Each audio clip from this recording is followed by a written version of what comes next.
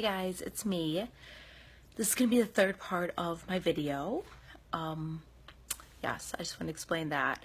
One, I kind of just do these videos from my heart, so I say a lot. I don't really have like a professional setting or like a teleprompter or some sort of like paper that I go by. I just kind of say it how it is. So it's probably going to be all over the place. I just wanted to say that. I'm going to say a few times.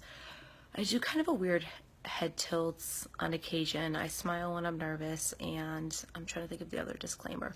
Oh, it's never as short of a video as I promised them to be. So if this is your first time, it might be a little annoying or quirky. It's quirky, whatever. But if you see the first two, you'll see that I talk about my childhood, my college years, about having generalized anxiety disorder, how it affected me, and now we're on how it's affected me after like post-college years and after some experiences that I didn't really know that were traumatic. And again, I swear I could write a book. I probably am going to, on all these experiences and all these outside factors. So I don't want to necessarily talk about them or put blame on what was going on, because honestly this would be like a 4-hour video, and hell, I don't even want to watch me for 4 hours, and I guarantee you don't want to hear about it for 4 hours. So I'm just gonna kind of basically do about when it got to the breaking point for my anxiety. I was basically at my parents'. Like I said, I had gone through some experiences, and little by little I didn't do much every day, and I couldn't express it. I was overcome by anxiety. It got to the point where I wasn't eating much, I wasn't drinking much, and I still wouldn't talk about it. I still was too proud. I didn't think, I thought it would go away, that I could fight through it. And I just couldn't. I was hurting, and there's so much more to this, but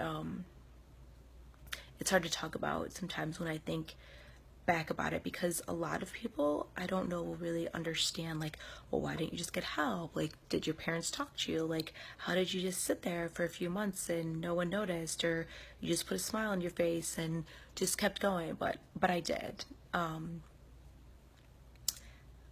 It's not for you to understand. Maybe it is, but it was just my experience with it. And for me, I didn't have a problem, and I, even if I did, I was too involved into it. Like, I was too in the middle. I couldn't see clearly. I was dehydrated and I was anxious, and I was scared. I don't think I've ever been that scared for that amount of time in my life without saying anything, and I just never thought it could happen to me. I know that's like so cliche, like, oh, nothing could happen to me. Like,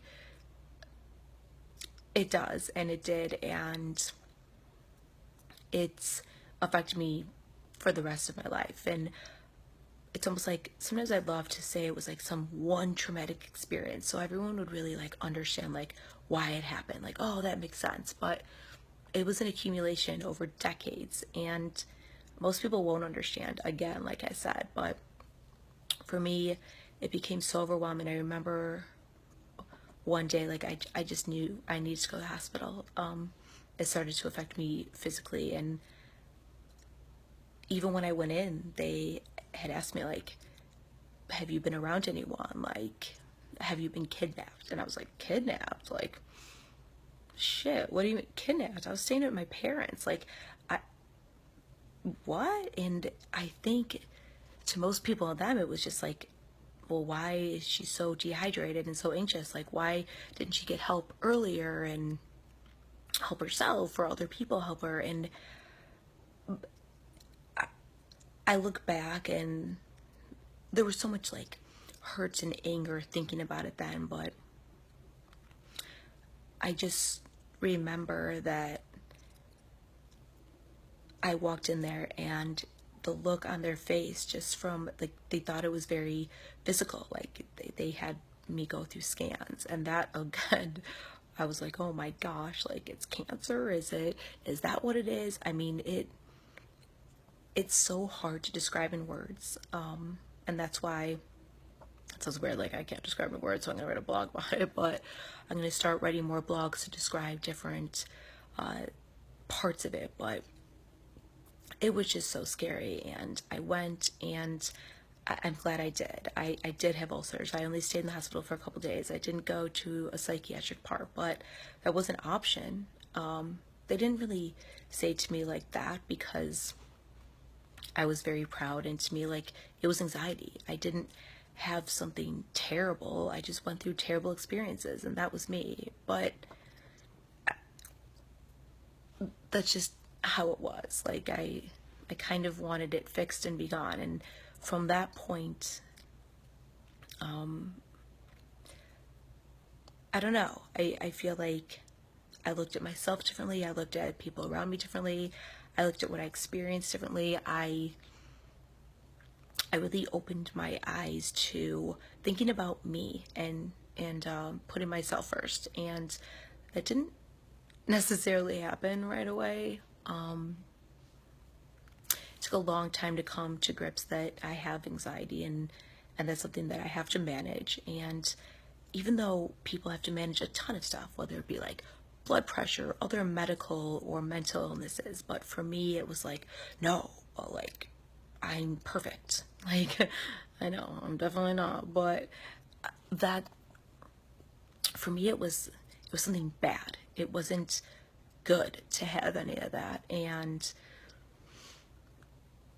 I think that I look back now and I'm glad that that happened, because that started the ball rolling with it. And I am a very slow learner, and I am a late bloomer, because it took me a while for me to really understand how I could stop band-aiding everything and really get help and really be honest, because it wasn't just about me. It was about myself, everything, everyone around me,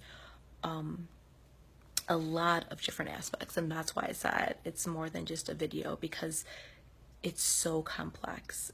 And I think other people with generalized anxiety disorder would understand that too, that it's not just having anxiety and getting help, and then all of a sudden you're like able to be like, yay, I'm in recovery, I can go be a life coach and tell everyone else how to be. Like, no, like, every day I keep going, and there's days I struggle. I may always struggle with it to a certain extent, and that doesn't mean that that's not part of recovery, or that doesn't mean that, oh gosh, I can't listen to her because she still has anxiety. I think that's just the reality of it. There's not a magic pill, at least for me. There's not, I mean, I wish there was, or some magic wand that could just wave over me and I'm done. I think that life is tough, and I've said this before, and it's very rough, and I think a lot of people go through anxiety and depression and other mental illnesses, and I think it's about recognition and realizing what you have, and then you can decide the best path for you. So that's where I'm going to end for today, because I'm looking up and I'm like, wow, I've been talking for this long, and I'm holding an iPhone, so like my shoulders are kind of sore. But I will have another video kind of just wrapping it up on resources and where you go after you realize that, you know, you have anxiety, and just kind of the acceptance and just the different stages of it. So there will be more of that, and the blogs. And again, you could write to me under the video, you can write to me on the site. Like, seriously, feel free to just reach out, except for if you're going to talk about, you know, my issues, because I don't know if that's ever going to go away. I'm just kidding. Okay, I have to stop rambling on. So I will do another video within the next week, and I hope you guys are having a good weekend, and it's just beginning. So try to just be yourself, know that you're not alone, and that other people have struggled through this, have gotten over it. Don't be afraid to talk about it. I was for so long, and now I'm so happy that I am. As scared shitless as I am, it's good, not only for me, but other people that may be struggling. So again, I will talk to you guys soon, and check the rest of the videos if you haven't seen them, or any of my blogs. go on www.anxietyinterruption.com. I accessorize my anxiety because I sure as hell love that. And there's a lot of resources and a bunch of stuff. So, okay, this is like the fourth goodbye, but have a good weekend, and I will be talking to you guys soon. Bye.